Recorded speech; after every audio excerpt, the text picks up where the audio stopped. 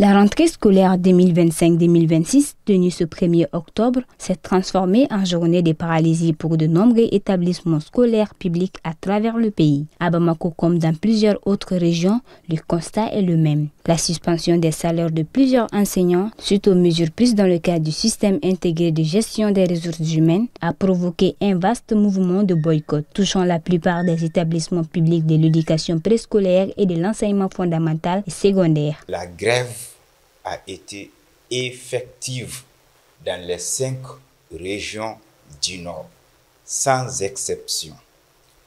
Donc, nous pouvons dire qu'il n'y a pas eu de rentrée dans les régions du Nord, en ce sens que ça soit toutes les 5 régions du Nord, en tout cas les enseignants ont consommé le mot d'ordre de grève qui était quand même un arrêt de travail total, et nous l'avons consommé. L'arrêt de travail largement suivi au nord, au centre comme au sud illustre la détermination des syndicats de l'éducation. En dépit d'une rencontre de dernière minute entre les responsables syndicaux et le ministère de l'Éducation, les divergences persistent. Les syndicats dénoncent une mesure qu'ils jugent injuste et réclament le paiement immédiat des salaires suspendus. Tant qu'on n'arrive pas à payer ou à remettre nos collègues et nos militants dans leurs droits, la grève va continuer.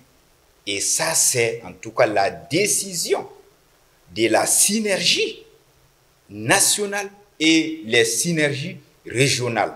Nous sommes dans cette dynamique. Cette rentrée agitée met en évidence à quel point le secteur éducatif malien reste prisonnier des tensions sociales récurrentes. Les élèves premiers sacrifiés de ce bras de fer voient une fois de plus leur année compromise avant même qu'elle ne débute.